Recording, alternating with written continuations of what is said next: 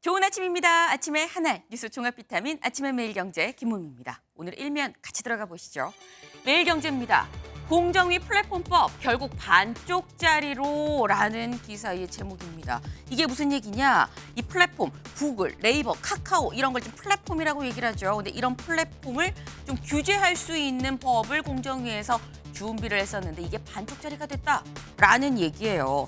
처음에 준비했었던 건 뭐냐? 이런 대형 플랫폼들 미리 독과점 사업자로 미리 지정을 해서 이런 곳들 기존의 기득권 이용해서 뭐 끼워 팔거나 자사를 좀 우대한다거나 이런 식의 어떤 반칙을 하면 강하게 좀 규제를 할 수 있는 사전 지정제를 준비를 했었는데 업계 반발에 사전 지정제가 빠졌다라는 거죠. 네. 그래서 빠졌는데 왜 반쪽이야? 빠졌으면 완전 무산이지. 할 수 있는데 반쪽이라고 얘기하는 이유.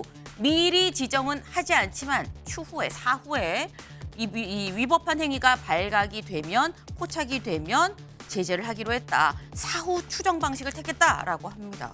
물론 안 하는 것보다 낫긴 합니다만 사후에 제재하는 건 또 당연한 얘기 아닌가라는 생각이 들긴 하네요. 다음 기사 보겠습니다. 네, 동아일보입니다. 여야정, 의료계 합류해야 협의체 출발 가능. 어제 저희가 말씀드렸던 게 여야 의정 협의체. 이거 국회에서 시동 겁니다라는 얘기를 드렸었어요. 그런데 여야 의정이어야 되는데 여기에 의료계가 2025학년도 의대 정원부터 얘기를 하지 않으면 우린 들어가지 않겠다라고 얘기를 하고 있다고 말씀을 드렸죠. 그래서 여야정, 대문 발차할 가능성도 있다 말씀을 드렸는데 의료계가 합류하지 않으면 의미가 없다. 의료계가 합류해야 협의체가 출발할 수 있다.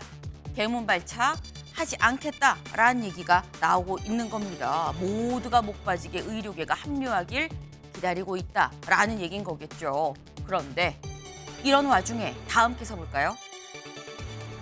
경향입니다. 뺑뺑이 사망 나오는데 응급실 근무 의사 블랙리스트 등장입니다.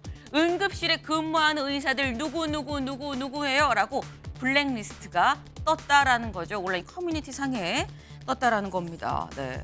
대체 이게 무슨 얘기냐? 이걸 좀 볼까요? 9일, 네. 감사한 의사 명단이란 제목의 사이트에 민족 대명절 추석 기념이라면서 응급실 부역이란 이름으로 응급실에 근무하는 의사 명단이 올라왔다. 그리고 여기에는 여기 보겠습니다. 응급실에 파견 근무 중인 군의관이나 공중보건의료로 추정되는 의사들의 실명도 있었고 더불어서 여기 볼까요? 집단 행동에 동참하지 않는 의사들의 이름 외에 연락처, 가족관계, 연애사 등 구체적인 사생활도 공개가 됐다라는 겁니다. 네, 본인이 파업하는 건 본인 자유인데 파업에 동참하지 않는다고 해서 연애사, 사생활까지 공개를 한다라는 거 이건 이렇게 공개적으로 뭐 모욕을 준다거나 이런 건 엄연한 불법이죠. 네, 이렇게까지 해야 되나라는 생각이랑 같이 무엇이 중요한가라는 근본적인 질문도 같이 좀 던져봅니다. 다음 기사 볼까요? 조선일보입니다. 북오물풍선에 김포공장 화재, 기폭장치도 발견이 됐다라는 겁니다. 이걸 좀 볼까요? 네, 지난 5일 김포의 한 자동차 부품 공장에서 불이 났습니다. 지금 시뻘건 불길이 펄펄 타오르고 있는 걸 지금 보실 텐데 근데 불을 다 끄고 보니까 뭐가 발견이 되느냐.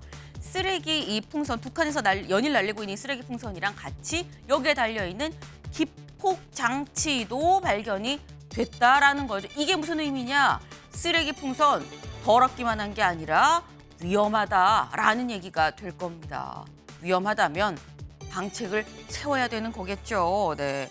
상당히 좀 심각한 일일 수도 있겠다라는 생각이 듭니다. 다음 기사 볼까요? 서울신문입니다. 쌤, 무슨 말이에요? 불통에 갇힌 교실.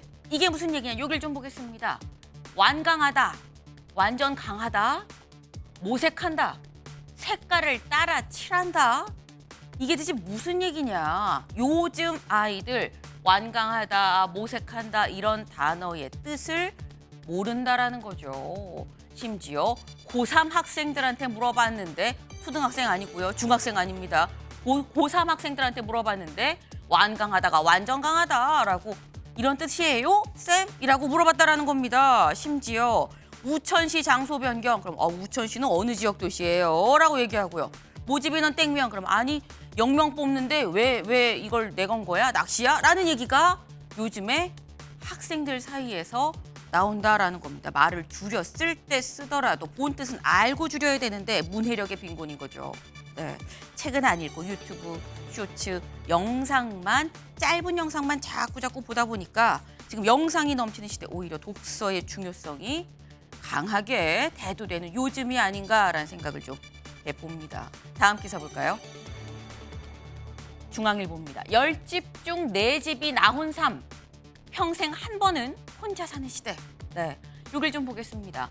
1인 가구 전국에 얼마나 되나 알아봤더니 지난달 기준으로 해서 이제 행안부에서 집계를 해본 거예요. 그랬더니 지금 혼자 사는 사람이 42%더라라는 겁니다.